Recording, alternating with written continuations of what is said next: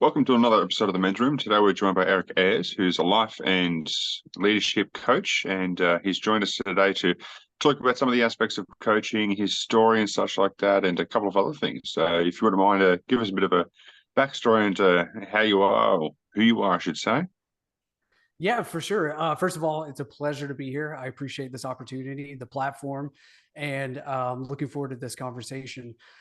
So, my background is nursing. I've been a nurse for over 20 years, primarily pediatrics. I will go through a super quick rendition of this. I was that burned out nurse who didn't recognize myself in the mirror. Someone very loving, someone close to my heart gave me a different perspective of life and asked me to look for something differently than what I was seeing.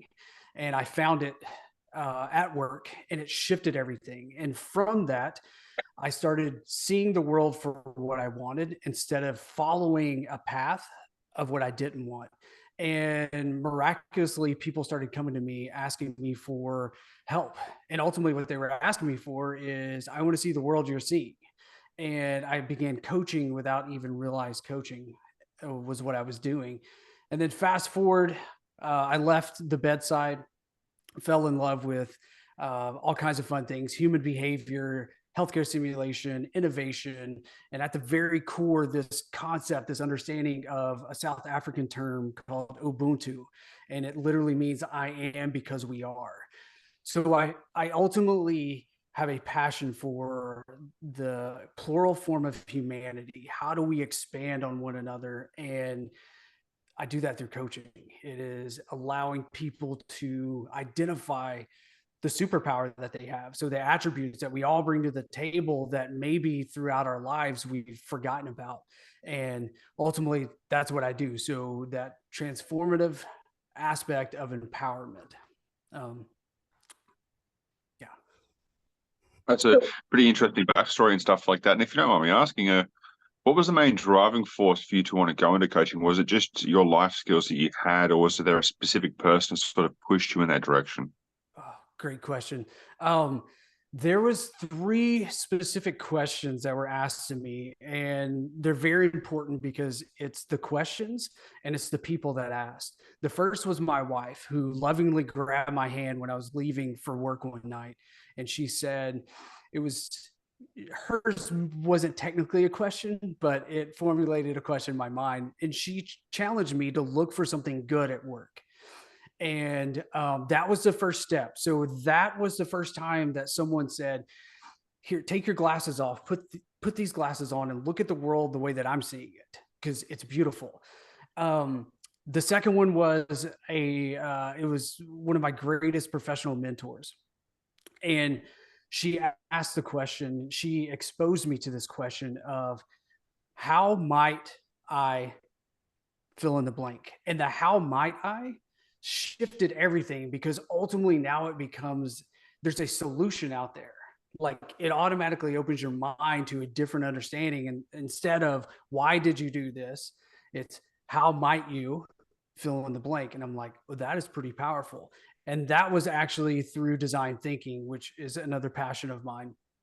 Um, and then the third came from a mentor that I used to call them my intangible mentors. So it's the people that have passed away that have left their legend to us through books and recordings and things. And it was Wayne Dyer. And it was ultimately, how might I serve? And those three questions together was like, okay, what am I good at? Like, looking at everything, seeing people come to me, asking me, they weren't asking for advice, they were asking permission.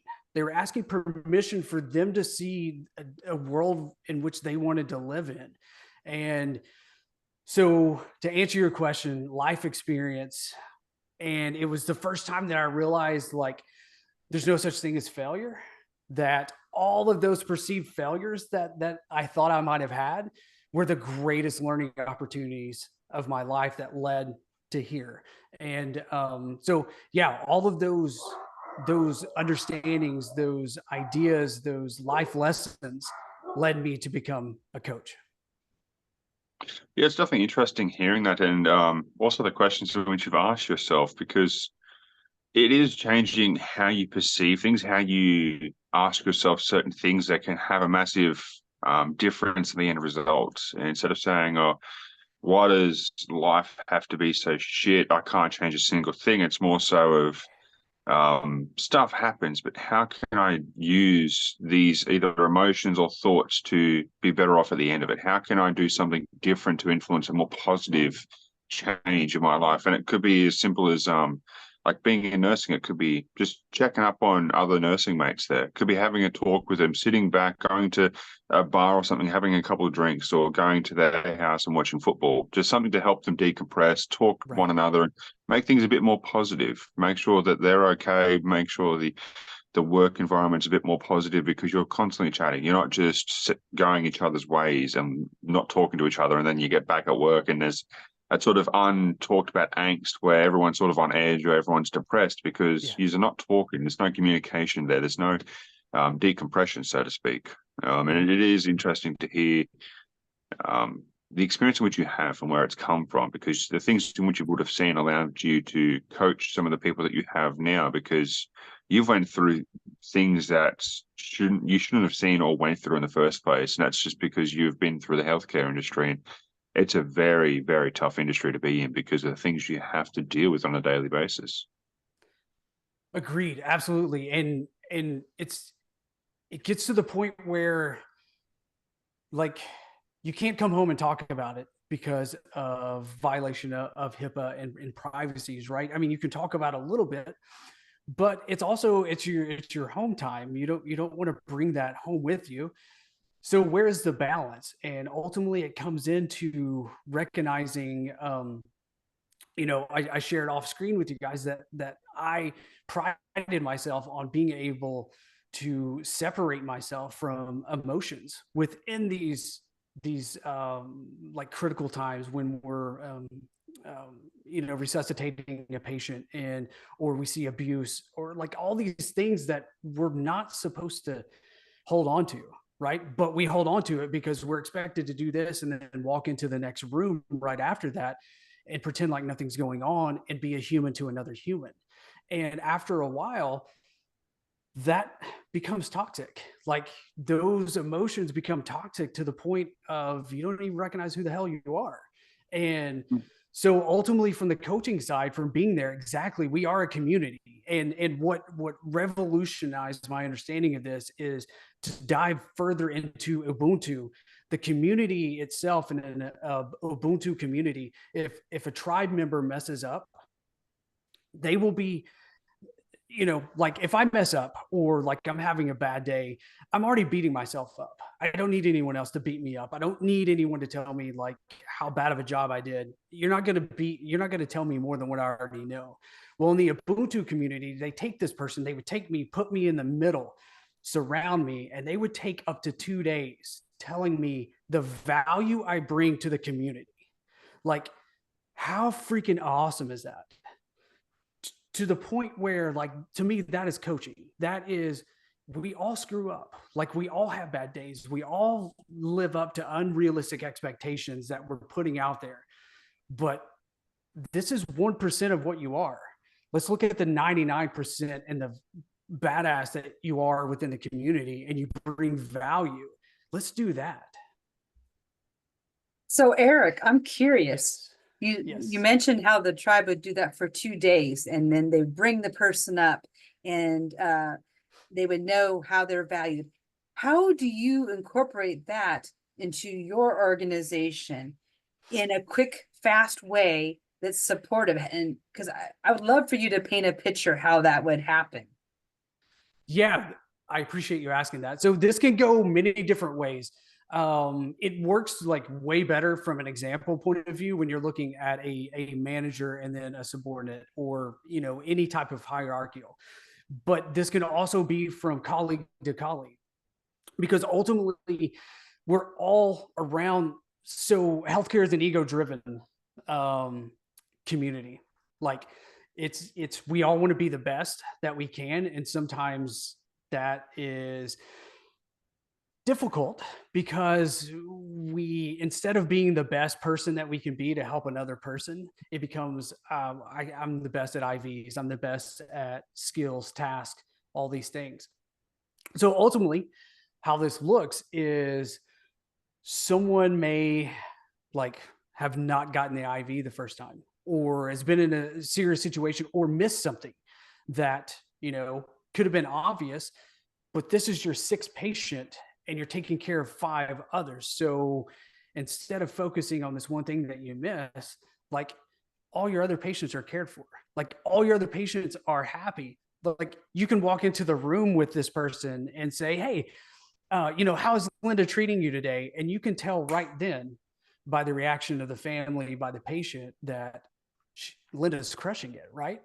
So those are ways to do that in the moment, and it's kind of a like spur to snap them out of their current negative feedback loop, because that's what's happening. They're like, I didn't do this right, so I must not be good enough. So I don't believe in myself. So I'm going to have negative self-talk, which is going to lead to more lack of self-belief, which is going to lead to more negative self-talk, and that continues. So ultimately, being that person at that moment to shift the perspective into no, yeah, like, yeah, you screwed up. I screwed up on something, whatever, but let's look at what you've done really well. And a lot of times that's hard, especially from a manager to, you know, a subordinate, because the focus, the data that you have is on the things that need to be done that aren't being done correctly. Hopefully that answered your question. I absolutely love you sharing that, Eric, because you had mentioned that, you know, in the workplace, you're the person that helps solution. You're the person that picks people up and dusts them off and whatnot. And, you know, a lot of us leaders will do these things. However, what you just described, anyone can do. Anyone could recognize somebody's contributions and take the weight off of that person that's really beating themselves up for not hitting the mark, for not making the quota, for making the mistake, for not acting quick enough, all these different things that can happen. So whether you're in a hospital environment, an office environment, or even a virtual team environment, we all could be better humans by helping others to do that. And if more of us did that, there wouldn't be this stigma on screwing up, not being enough.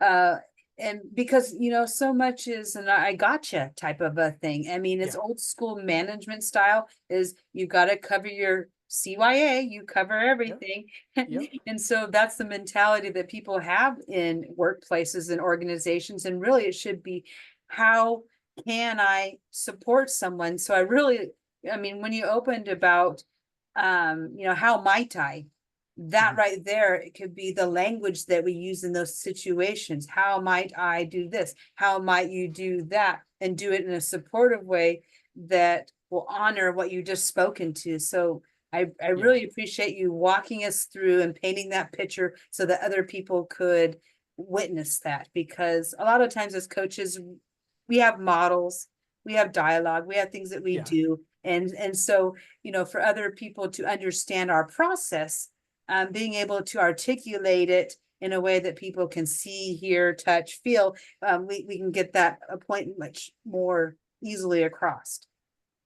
Absolutely. And then when you take that how might I onto a group setting, then you're into how might we, and how might we changes the landscape of problem solving, because now you're not solving a problem, now you're creating a solution together. And the beauty is how might automatically says this might not work, but it might. Let's do it. I mean, the Wright brothers failed many times, right? And until they finally defied gravity, and like eventually it will work. And that's kind of the mentality. It's like, we're in this together, so let's go. And all of these kind of build upon one another, which I think is absolutely beautiful, especially from the humanity aspect, especially when you're in a human serving industry such as healthcare. Like, it is so beneficial for us as healthcare professionals to help one another. And that then transpires over to the patients. It's like an energy that flows into the patients, and it's amazing. I've got a good question for you, Eric. For some of the nurses that might be listening, what's one of the coping mechanisms or a couple of them that you suggest to nurses going through certain things in their life or going through just being down in the dumps, not being able to talk about certain things at work? Are there any support networks out there or places they can go to find assistance and maybe the right mental health services? Yeah, there's so mental health is of course one of those it's not just a hot topic, it's like needed, right? There's a new company, it's Zant, Z-A-N-T, and I love their motto because it says not everyone has mental illness, but everyone has mental health. Like that's beautiful because like we all have times where we need support, we need a friend, so to speak, right? And it helps when someone specializes in something that can help us out of that. So that's one platform, that's one network that is up and coming, that is awesome. Probably like the simplest yet most complex thing that I found that works, and even to this day, sometimes if I find myself in a turmoil or having difficulty centering, grounding myself, it's like I have to remind myself, which is weird, but the easiest thing and the most difficult thing is gratitude. And I know that sounds cliche, but what I mean is not going into I'm grateful that I'm in this space, but like transmuting that into pure gratitude. Being gratitude is the way that Wayne Dyer describes it. Is if you can be gratitude, then you automatically get into this place that and this is the beauty of gratitude, you get into a place of identifying a future signature of something that's not yet here. And when you do that, your body has no idea that you're not there. It's almost like a hack, and it shifts you, and your body's like, oh, like there's got to be happiness over there because that's what we're feeling now, because we're anticipating. It's like we've already received the gift. So in this perspective, in this aspect, gratitude leads you out of this, like it kind of leads you out of your own pit and into a different lens. So, and even if this turmoil is from, or this, where you're sitting, where you're needing support is because of difficult situations, like what we talked about, or like bad, like difficulty with relationships or whatever the case may be, where is the goodness in that? Because there is goodness all around it, and there's probably more goodness than bad. And I put bad in quotes because I think half the time we make things bad because we don't like them or don't want to do them. Well, the other caveat to Yeah. that is we always only tend to see the bad. So you might only have one bad situation a week, and you might have like 50 good situations, but that bad one's going to hang you up 10 times more than the good ones because I don't know, you don't want to make mistakes. You don't want to mess up. You don't want to do something wrong because you're playing with people's lives at the end of the day. It's not like Right. you're building a house, and if you miss a nail or miss a post, it's not a big deal. But with this, if you miss one error, it could be the end of someone's life. And mistakes do happen in the healthcare industry, but it's also knowing like shit happens. Sometimes you might do everything in your like possible power, and there's still nothing else like you could do. Like they're still going to pass away, or they're still going to have this surgical complication because that's just life. And it's understanding that even though the shit times come, it's not something you should get hung up on. You should look at those 50 good scenarios that you've went through before that one bad one, because those 50 good ones will outweigh that one bad one any day of the week. But because you put that bad one on pedestal, you make your mind think that the work is so bad, everything's so shit, it's crap altogether. And some weeks it might be like that. You might have a crap situation every day of the week for 1 week, and the rest of the month be amazing, but that 1 week it just brought you down to your knees. And it's that frame of mind and changing the perspective. Absolutely. And that's where the saying perfection is the thief of joy comes from, because if we're seeking perfection, we're not going to be perfect. So when we're illuminated to our imperfection, it takes our joy and it's gone. So absolutely. And the other thing that I would say that came to mind as you were sharing, so I appreciate that share, is taking accountability for our own education and our continued, like our growth mindset is huge. And I will tell you why that's so important. We were running a code. We were resuscitating a patient, and I was working with a physician who, like, I admire. He's amazing. He was doing chest compressions, and anyone who knows, most physicians are leading the team. They're not doing this because they have so much to do, but he was doing chest compressions, and he knew how to do his job so well. He was emotionally supporting the family. That was when it clicked to me that how do we get so competent in our job that we don't think about our job anymore, because our job is doing what we've trained ourselves to do. And now we get to take this up one layer and we get to emotionally support the people that we're caring for. Dude, this taps into a totally different level of compassion and human interaction and the human service industry and healthcare. And so ultimately, like, how do you get out of your rut, so to speak? You educate yourself. Like, what gaps do you have? And that's the other thing, is the self-identified gaps in our own education. So if you and I have the same training and we're taking care of a similar patient, we know how to take care of that patient, but we still have knowledge gaps. It's almost like if you and I were to hop on the same bicycle, the same type of bicycle, and you have mountain biking training and I have road bike training, and we're on a cyclocross bike, we're going to know how to ride the bike, but we're going to know different aspects of the bike to make it maneuver a lot better and a lot easier. And then we're going to learn through doing how to ride this new cyclocross bike. And that's kind of the way I see healthcare education is, why don't we start allowing the healthcare professionals to lead, develop, and teach themselves, and empower them to be to educate themselves. Definitely. And the other thing that you might have went through, if not you've seen, is comparison is the killer of progress. Is nothing worse than having a look at that. The person you just mentioned who was resuscitating and saying, "Why can't I be this professional? Why can't I be this competent? Why can't I be this confident in general?" And it's because they've had that time to educate themselves. They believe in their abilities, and that's where you might have the same skill set as you're saying, but you don't believe in what you've learned. You don't know what you know, so to speak. Yeah. And it's hard to gain that self-competency and say, I know what I'm doing. I've learned everything that he's learned. What's the missing factor here? And sometimes it can just be your mentality and how you approach the situation. And that's the thing that's like in healthcare, I can't speak for, but in just general life, there's nothing worse than when you compare yourself to someone else and you wonder why your life is so shit.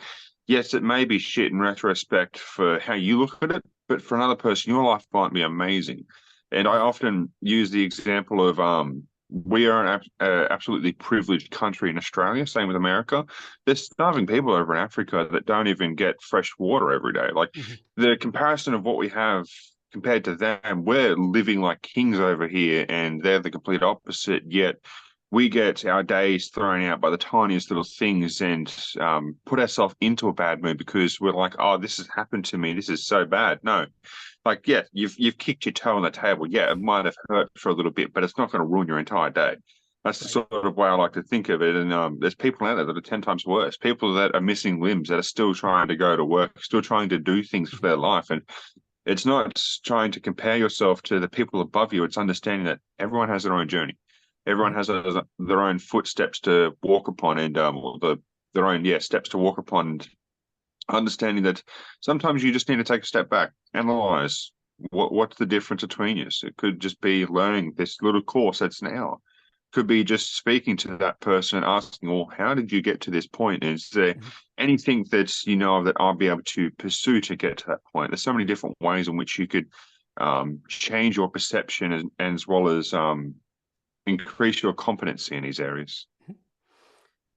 Absolutely. And you nailed it. Like it's perception. It's how we perceive the world. It's how we take these inputs. So everything that through our five senses, how they come in, what we perceive them to be creates the next steps, which is our emotions or our energy in motion. That's ultimately it. So how do we change our trajectory? Well, we change the way we're perceiving the inputs, because to your point, yes, everyone who pisses me off is there to offer me the ability to learn something about myself. So everyone, in like, that's the Ubuntu spirit, is like, I am because we are. It's every interaction I've had up until this point in my whole life has led me to here, and it's led me to all my understandings. And if we can like put our ego aside and recognize that, wait a minute, I'm jealous of this person because they're here, but what can I learn from them that would help me help others? And it would help me become who I need to be, and help me, like, instead of seeking perfection, how do I seek who I need to become? And like, how do I be that? And ultimately that comes to our perception of like how we are perceiving the world. I love it. Well, one of the ways in which I've done it is having an alter ego that's 5 years in the future, that is completely successful in every endeavor, who's physically fit, financially stable, who's got the dream woman of his life. And that's where I try to work towards that ultimate ego, that ultimate sort of persona, because the more you do, that is, the more successful habits that you partake in, the more successful you're going to be as a result of that. So if you try to dress cleaner, you try to shower more regularly, you try to do these small things, you'll find that woman slowly. As well as if you elevate yourself with your business and your status, you'll find that network of people that should be around you. If you're constantly improving what you know and the type of work in which you do, you're going to become financially stable to the point of where you're not having to worry about money anymore. And that's where continuing to push yourself. And if you're in like the nursing industry, it's being that, like, it could be you don't want to be a nurse in 5 years. It could be that you want to be a doctor or something, but you continue to further your education, continuing studying while still dealing with like the pressures of nursing and being in a hospital and stuff, because that is very, very tough mentally, I'd say. And it does take a lot of mental strain. And sometimes you just have to check mentally out. You just need to go for a walk or go to the beach or do something just to unplug the brain and just sit there and be half numb, because sometimes that is the best for us at the end of the day. It's just to unplug from everything, unplug from technology, just sit there and think Absolutely. with your thoughts. And not enough people do that nowadays. Even like in the nursing industry, I follow a couple of people on YouTube that are EMTs and nurses and stuff. And I often chuckle because they talk about the same things of, we just need to unplug. We're too in the moment. We're too involved in things. And it's not until you take a step back and realize that, yeah, I just saved this person, but it's still weighing heavy on me with what they've gone through and what happened to them. Like, you might have saved them, but they could have lost their leg, and you'll still be blaming yourself for them losing their leg, even though you had nothing to do with Right. it. And it's some of that stuff that's, I think, switching the emotions off. I think we talked about that privately, where it's learning when to switch the emotions off, but not always can that happen. Sometimes your brain's like, no, I'm going to flick this switch today. You're going to be a bag full of emotions, and it's just going to be stressful, and it's going to be just fun in field. And that's where it's understanding that. And it's interesting because the perspective in which you have, you're such a happy, carefree sort of person, and it's seeing that transition from being a nurse into being a coach, and that crucial step in between, what allowed you to just have that mental switch, or the mental change that got you to where you are today, that perception shift, I guess. Yeah. Honestly, I started tapping into my inner child. I lost him for a while, and no joke. So I was like lighting up inside when you were talking about unplugging. I love hiking.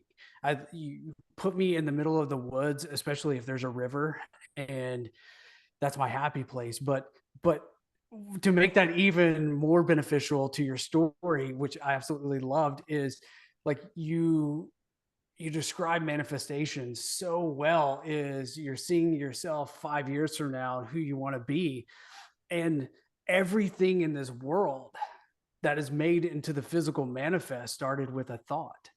And the more clear we can be on the thought of who we want to be, and we can't do that. We have a difficult time doing that when we're bogged down with negative type emotions. And I don't want to say negative emotions, but low energy emotions like sadness and grief and things like that. So that's why gratitude allows us to step out of that into an energy level to where we can start manifesting things for ourselves. So to your point, like that's, you see yourself in 5 years, you know who that is, and it makes your decisions on a day-to-day basis so much easier, because now that's your metric. If something comes to you with an opportunity and it doesn't match who you want to become, then you have a way easier time of saying no to that.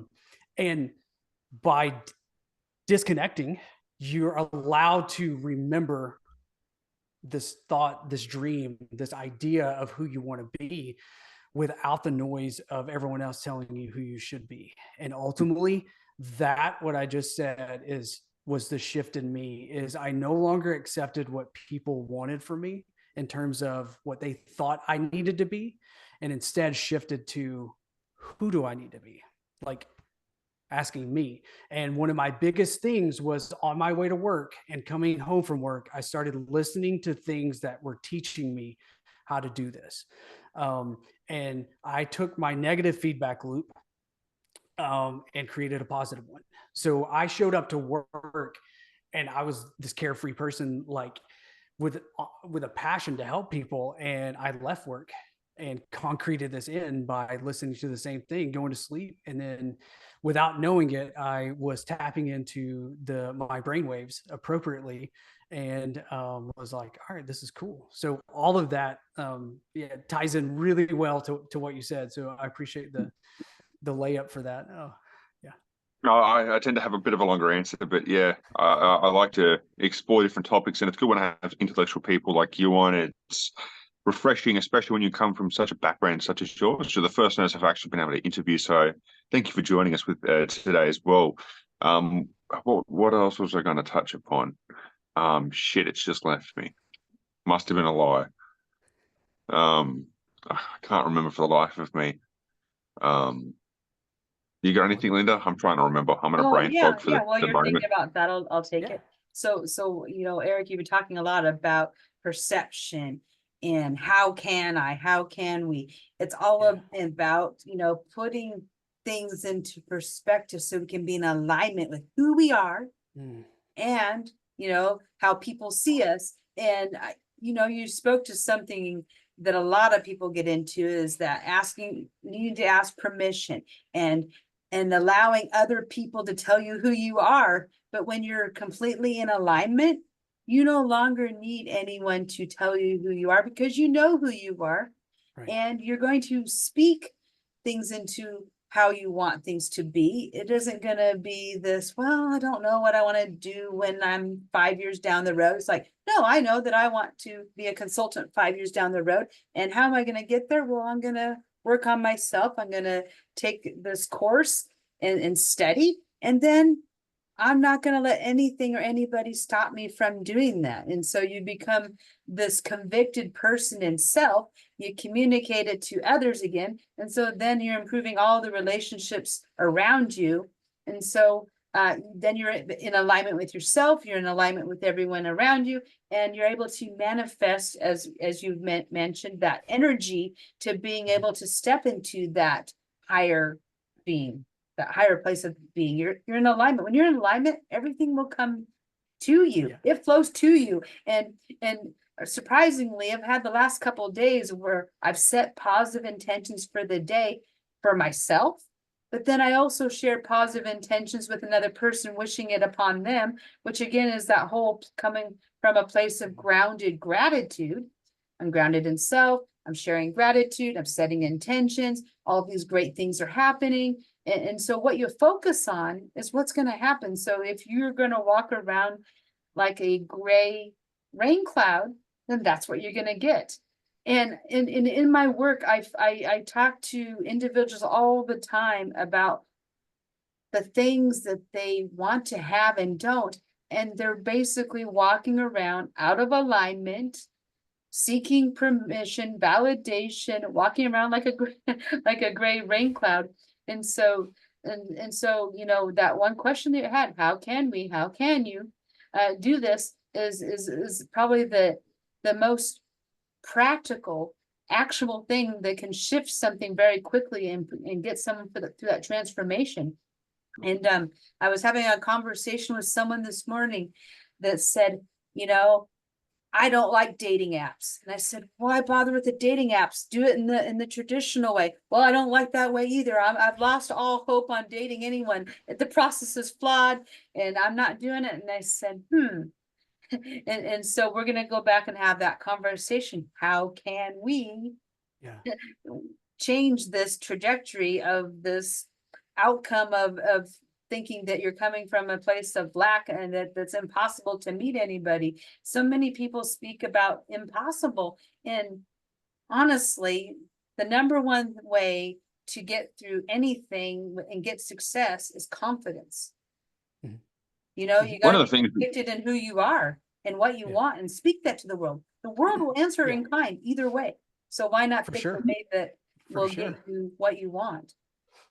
Was that a male or a female that was talking about that? It was a male, yes. I lost all hope. It's impossible. I'm not going to meet anyone. And little does he know, I have friends. My friends ask, how can I meet so-and-so? So-and-so has this characteristic that's really wonderful. And so perception is that there's a great person they want to get to know, but their internal work is saying, I'm not worth getting to know. It's impossible. I can't have this. And I'm like, hello.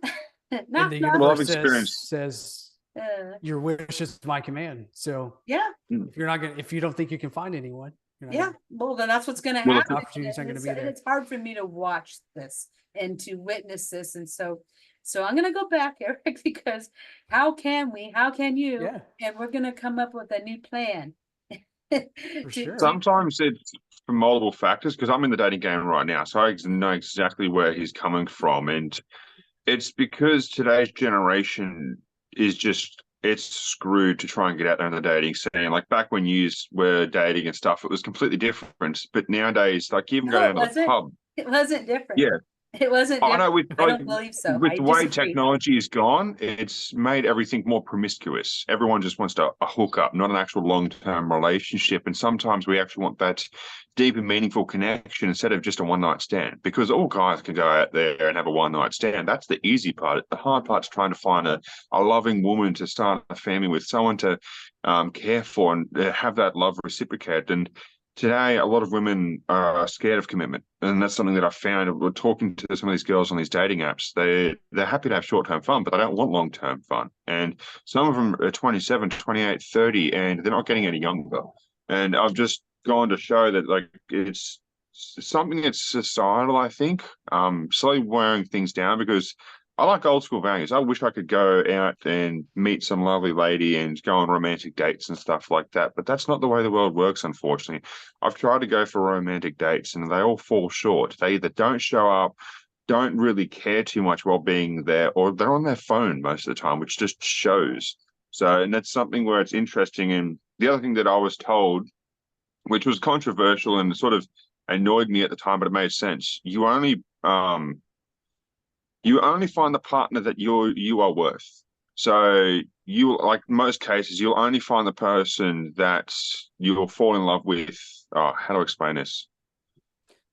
You attract what you are, I guess. Yep. You'll only attract the type of partner that you exude. So if you're only earning $50K a year, you've got a really shitty job, you don't look after yourself, then you're going to attract a similar partner. But if you maintain physical fitness, you are constantly improving your knowledge, you're constantly getting out there, you're going to attract a high-level partner and, in turn, a high-level relationship, because there's different types of people out there. And this is something that I've learnt the hard way, is you can be a low-level individual and still get a high-level individual, but that's a rare case. I've got a good mate who attracted a 10 and he's 2. I still say to him this day that he's extremely lucky for finding her, and she's extremely special and stuff like that. I don't know how she puts up with his shit and makes me laugh, but a lot of my mates, they ended up finding the same sort of person they were. And it was because of the person that they were. They weren't willing to pursue their careers.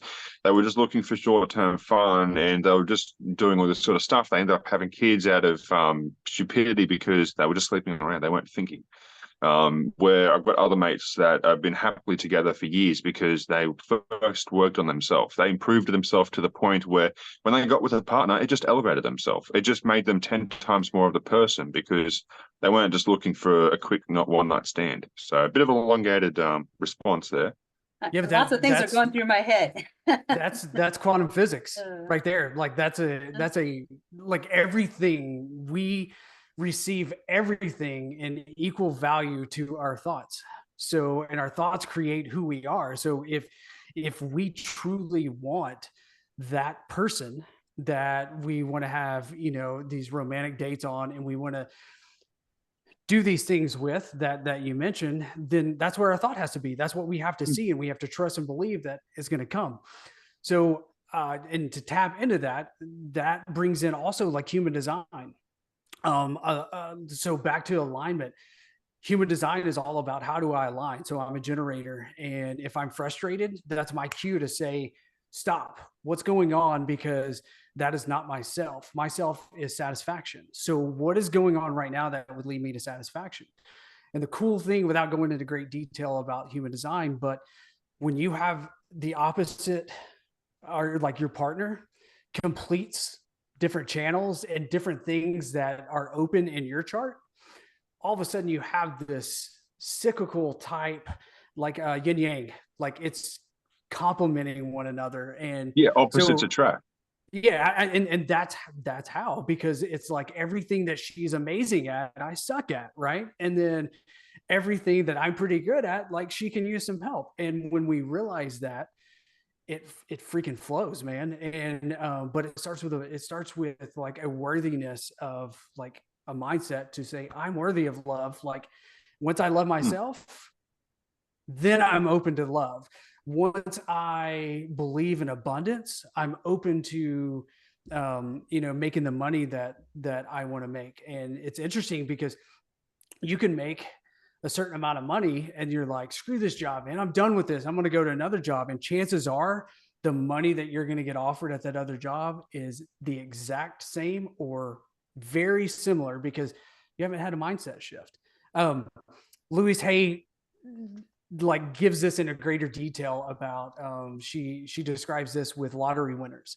Most lottery winners who are in poverty, when they win the lottery, after a year or two, they're back in the same position that they were when they won the lottery. Why? Because they didn't have a conscious shift. All they had was a difference in this 3D reality that they didn't make.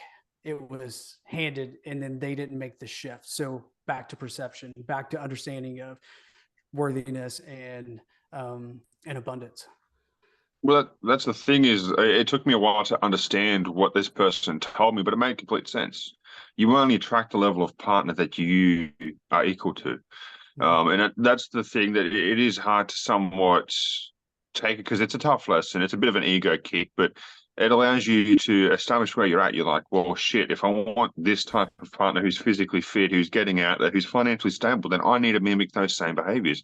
I need to become financially stable, physically fit, and all this sort of thing. And sometimes, well, I'd say a lot of the times, like you'll have couples that get together and they have that same sort of energy. They're both on the same sort of frequency, but over time, one person gets that low energy about them and they continue through the relationship, whether it be from work, family, or just life in general, where it just makes them a different type of person to what they first got with. And then they end up splitting apart because they're no longer on that same sort of frequency, so to speak. They no longer have that love, that sort of want for each other, where one might just be drowning out and just not there emotionally. The other one might be over emotional and always there and having to compensate for the other one's lack of emotion. And it just it wears down the relationship over time. And I think that's where a lot of divorces come from nowadays is people first get together. It's either out of lust because they like how the person looks.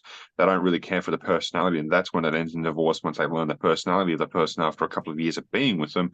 Or they're on the same sort of level of mentality and stuff and everything else. But one slowly gets worn down more than the other. And if you don't know how to pick your partner up when they're going into those down phases, then it will lead to cracks in the relationship. It will lead to turmoil and stuff. And it's recognizing those signs. In girls, it's a little different to guys, of course. And for guys, we tend to just shut everything off. We tend to put our emotions in the boot of the car and leave it there until it's rotten and stinking because we don't want to touch it. And then by that time, we're having to clean it out with alcohol and everything else and just drowning our sorrows because we don't know what else to do. We don't know how to unpack things in a tiny, compact manner and talk about them. We don't know how to communicate our feelings or just who to talk to. Half the time we've got a group of mates, but those group of mates aren't the mates that you're going to sit down and actually have a deep and meaningful conversation.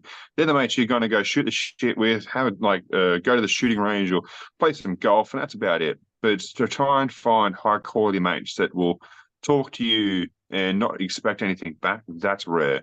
People that actually genuinely care. And that's where I say more people just follow these two rules of don't do for others what you don't want done for you, and don't do to others what you don't want done to you. Those two simple rules can change so many people's mentalities and better, just make the world a better place in general. But so many people don't realize that they treat people like shit and then wonder why they get treated like shit, because you only get given what you put out.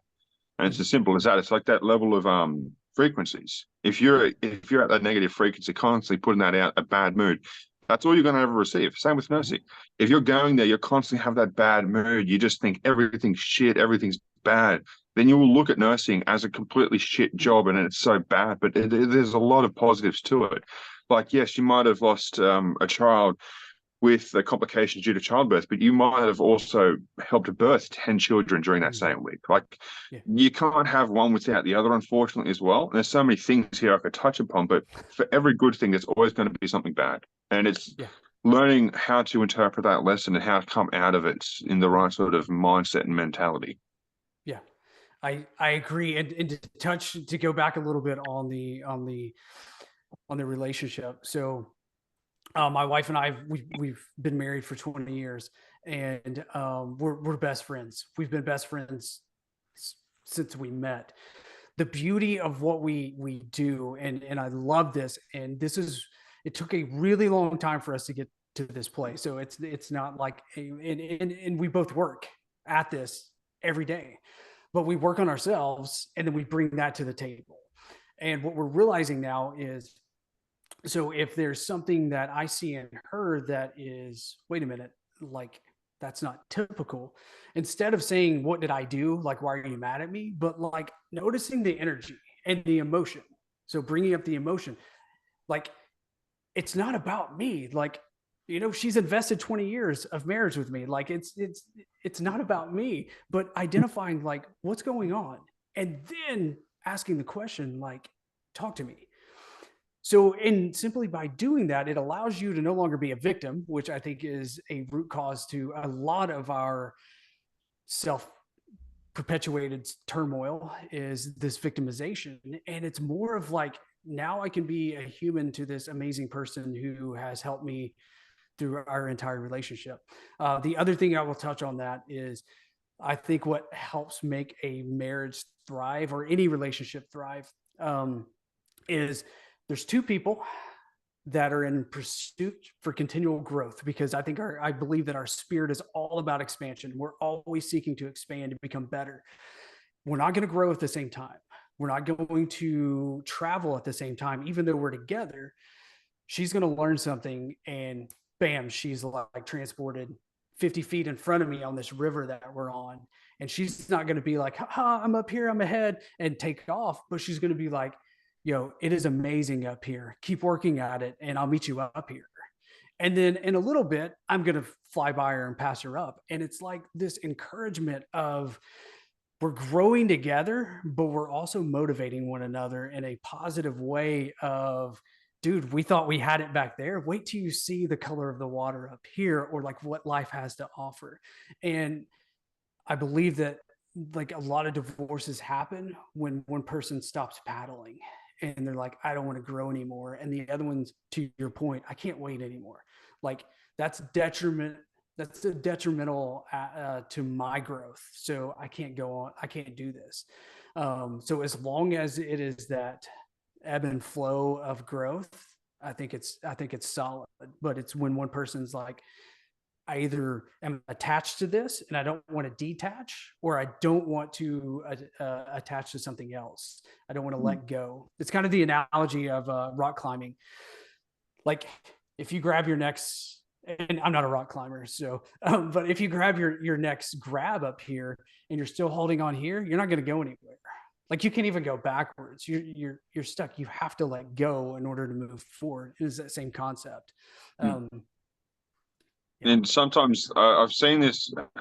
It's worked sometimes, but resetting the relationship, so to speak. So depending on how long you've been together and stuff, but if things were in turmoil and like you just don't know how to approach certain situations, just going back to how you were when you first went out with each other and stuff like that. I took this approach with someone that I helped with, like a personal coaching therapy sort of gig, but it was just like helping a mate. And I simply told him, just start being more romantic, start being more spontaneous, start doing things that are outside the norm of what you've been through, because they've been together for 10, 15 years. They've got a couple of kids and stuff. And he never thought he was going to have kids.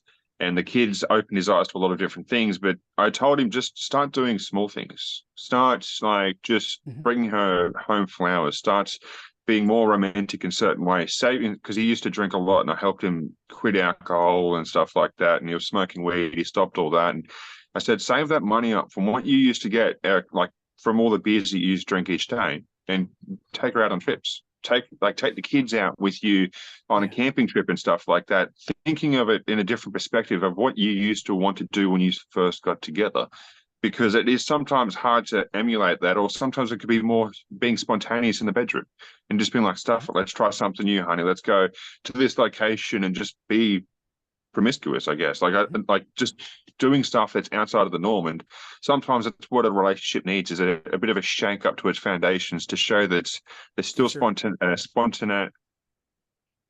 spontaneous activity. I don't know how you'd say the right word, but where it's still something that's new. There's still something fresh, something you haven't realized about the person, or that they're willing to grow it in a different aspect. Because sometimes you can be paddling along and your one partner's 100 feet ahead of you and you're trying to get those paddles in, but your current actions are stopping you because you're not looking at things in the right way. You're looking at things with the mindset of, I've been with this person for 10 years.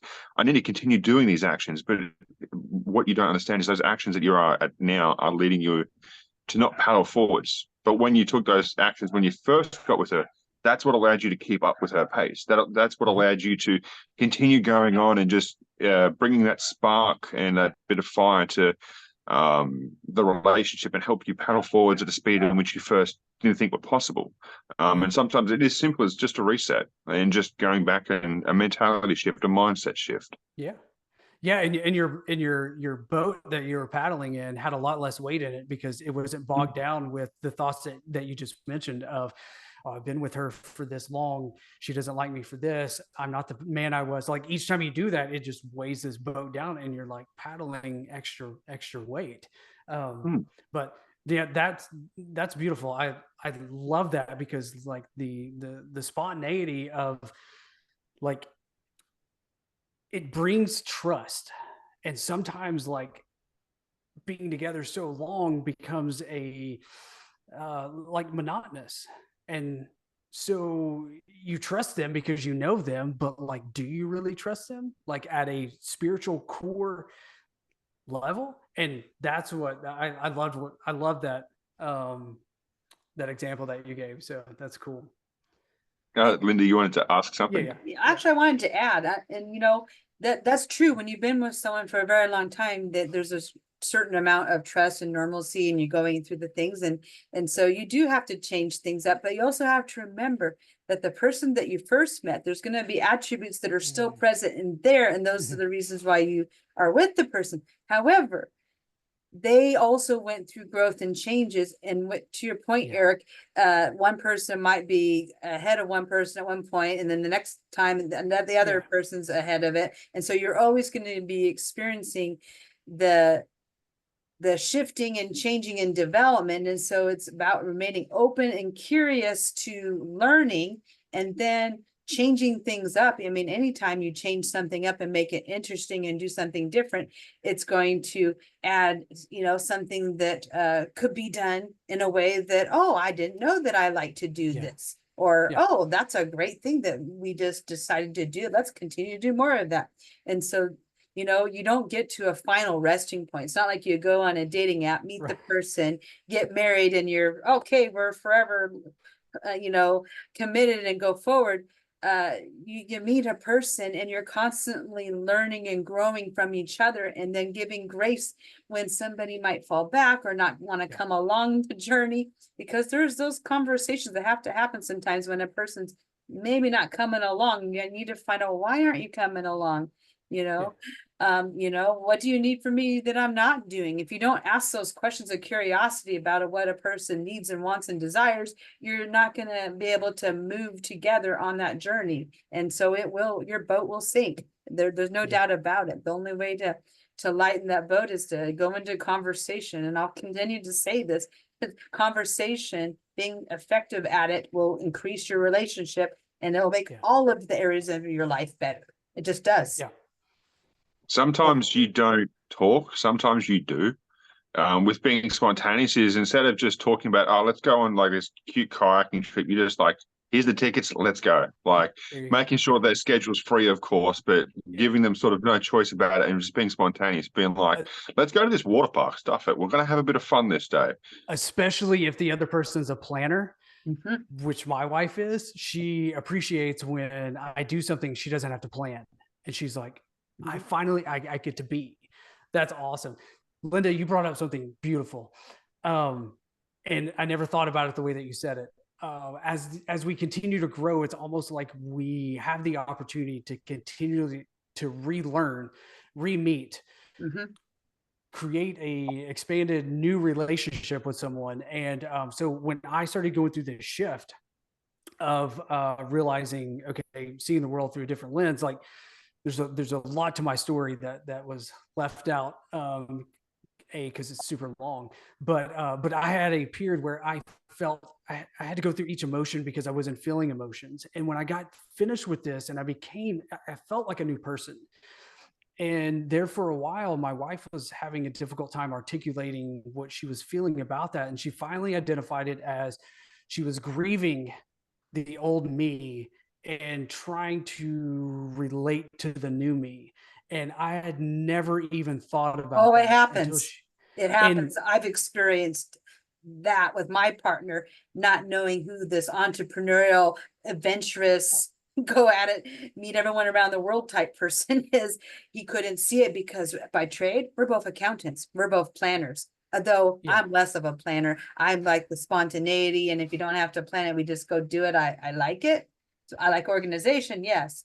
But so yes, and so there is that. There's that relearning, and there is a little bit of that grief process of, that's a person I used to know, if that's a person that you met. But because we evolve and change, you're going to get to know a new version of that person, and then you're going to fall in love with that person. So you don't want to get so caught up into like how everything began, because how it began is not going to be how it ends up. People are going to grow and shift and change and all of that. So you have to come to a new appreciation as that's coming forward. Not that you don't experience those things, but because it's going to happen, that you're going to experience a change in your partner. And then you're like, oh, I really liked it when they were this way. What the heck happened? I can't relate to them anymore. And that just happened. And you just talk about it. Or as Mikeul said, you take some actions that are, and go see and see how you can shake it up and make it different, whatever that is. Small intentional steps. Well, one thing I would say that most girls love, go book them a spa day. They'll love you for weeks and weeks after that. Just be like, here, honey, here's a spa day, because girls love to be pampered and looked after and things like that. So, but one of the things that I'd like to touch upon in a future podcast is probably I might talk about it with you, Eric, because you might have dealt with this, but women going through menopause and how that can actually put a stressor onto the relationship because it's an unintentional change. They're going through things that are outside of their control, and this is where we might be able to bring on a few other female guests, Linda, and talk about this subject because it's something that doesn't. Oh, from my point of view, I haven't heard much about it. For females, they might talk about it And neither regularly. have I. Well, I haven't either. Yeah. Well, that's where I was thinking, like, we're talking about transformations and shifts and trying to find oneself. And I know when women go through menopause, they tend to change their personalities. They tend to change a lot about themselves. So that could be an interesting topic because it's something that definitely puts a stressor on the relationship in the later years. You might have been with that person 15, 20 years, but all of a sudden they're going through menopause. They're extremely hormonal. They're going through a lot of things. And you might be asking yourself, what am I doing? What have I done wrong? Yeah. But it's nothing you've done wrong at the end of the day. It's because they're going through things that are outside of your control. And the only thing you can do is best accommodate those changes. How can you be that person that shows up with 110% energy when they're at 90% or 80%, and understanding that ebb and flow? Because as you said, some people are going to be 50 feet ahead and some people are going to be 100 people ahead. But it's how you manage being behind that is what matters. So that person that's 100 feet ahead of you, she might have just stopped in her tracks and she's trying to help you because she realizes that you're going through a tough spot. She knows this is a point of transition where you have to get over those rocky rapids in order to get to the smooth sailing. Yeah. Yeah. And it's like, hey, I'm going to help you follow. I'm going to show you how to traverse this. Right. So I'm going to pause here intentionally and show you how to get through these rapids. Exactly. And to that, like when you were talking about the menopause and becoming a different person, like the thought that came to mind was imbalance, because that's what's happening is a shift in testosterone and estrogen.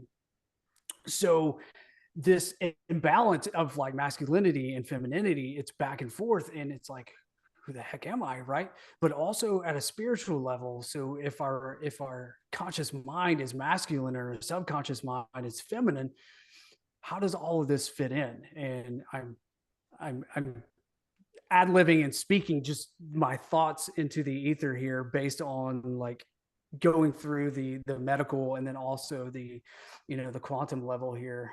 That's an interesting topic. Ultimately all those words I said was basically to say that's a very interesting topic. Yeah, I'm thinking that too. As a woman that is experiencing the beginnings, I think of that, and I'm thinking, I don't know that I'm a different person. I would say that there's some physiological things that are happening that I don't have a lot of control over. And so I'm curious the thing is, you're not a different person in the beginning. I've noticed this because I've had family members that I've known, I've gone through this, and it's the small changes you don't notice. You might be a little bit more snappy, a little bit more short, a little bit more high strung, or just shitty. And it's hard to pick these emotions up because for you might feel you're normal, but you might be snapping at people in a certain way. You're like, and not until someone pulls you up, you're like, oh shit, I shouldn't probably be saying it in that way. Or is this okay? Like thinking about things and actually taking a step back, which is definitely hard because I've never been through that, nor will I ever be through that. And it's interesting to note that women have to go through such a change. And it also makes a question, do guys go through something similar? So this is where a topic in which we can unpack, because do guys go through what you'd call a midlife crisis, where they change everything in their late 40s or something, and they try to fix things or do something that's a bit different? Because I do believe that for everything a female experiences, except for childbirth, a guy goes through. Like we go through different shifts and changes and stuff. We might be calling it something different, or we could be trying to still figure it out. Because I have seen this with older gentlemen where they just go completely sideways and change their life entirely around their 40s because they're unhappy with it. They want to change things. They want something new. And that could be their form of menopausal symptoms where they want something different. They're not happy with their circumstances, or they have a sudden realization. So definitely something to explore on the top in the future, and have like a panel almost. I love that idea. Because I think it's either identity crisis for a guy in middle age, because it's wait a minute, this isn't who I am, and it's almost like I've been going through the emotions for 20 years with what's going on, or it's I miss what I've been doing, and this trajectory is not allowing me to do that. So I want to stay here. And I think that's the split. And I think emotions and our endocrine system plays a huge role in that as the older we get, with decreased Yeah. amount of testosterone. That's going to increase the estrogen. So it's going to throw, it's an imbalance, man. Everything's about alignment and balance. So What very the one thing I was zen-like. thinking, because there's not like it'd be an interesting conversation to have because it helps guys understand how to be there for women going through these Yeah. symptoms.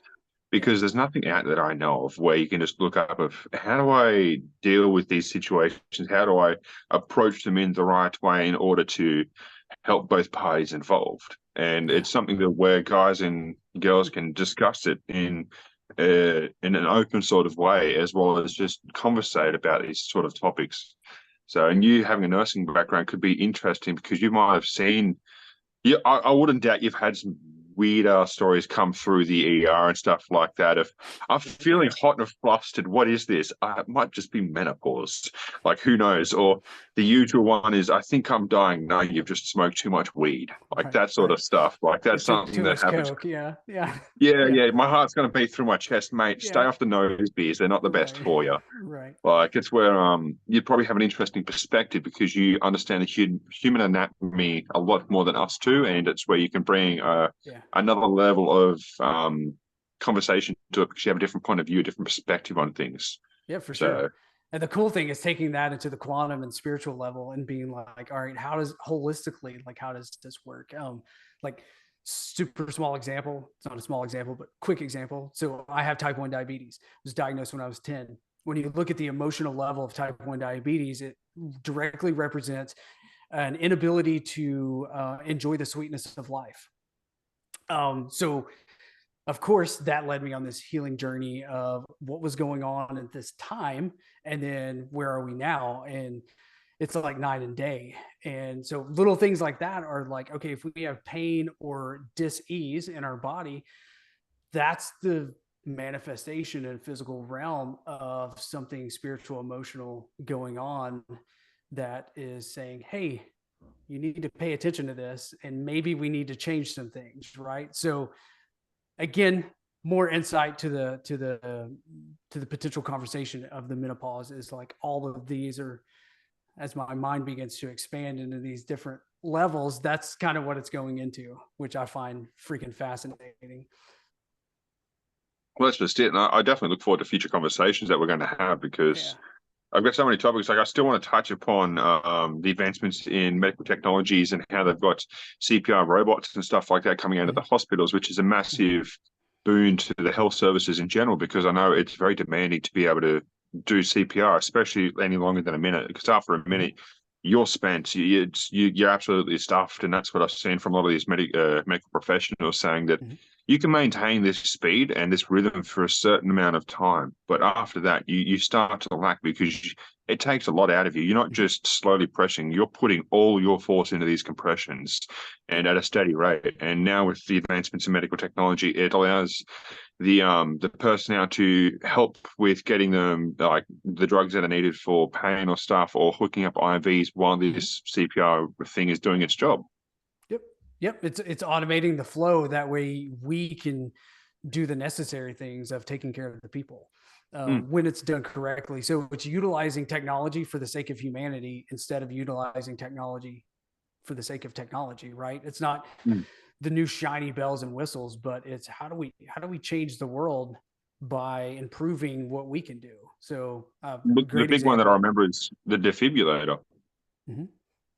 Like how much that's changed so many things. Because in Australia, it's you can purchase a defibrillator and have it stored at your house, and that's something that is absolutely phenomenal. Because like you can put them, you can also purchase them and put them around the like your local towns and stuff for free, because they encourage that sort of thing. Like where I live close to, there's a defibrillator like once every couple of kilometers, which is like once a mile for use, because a mile is 1,600 meters and a kilometer is 1,000. So I still find that fact interesting that you use measure everything in a completely different thing, but that's a conversation for another day. You and your freedom units, I like to call them.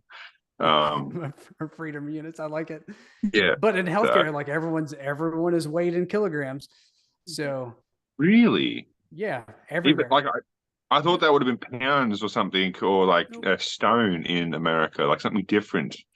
Nope. It's kilograms. However, and then like fun fact, our operating rooms, our ORs, they use Celsius. Pretty much everywhere else in the hospital uses Fahrenheit, except for teaching hospitals, and they use Celsius in a lot of their areas. But yeah, it's like the standardization is a little different on this side of the pond. Yeah.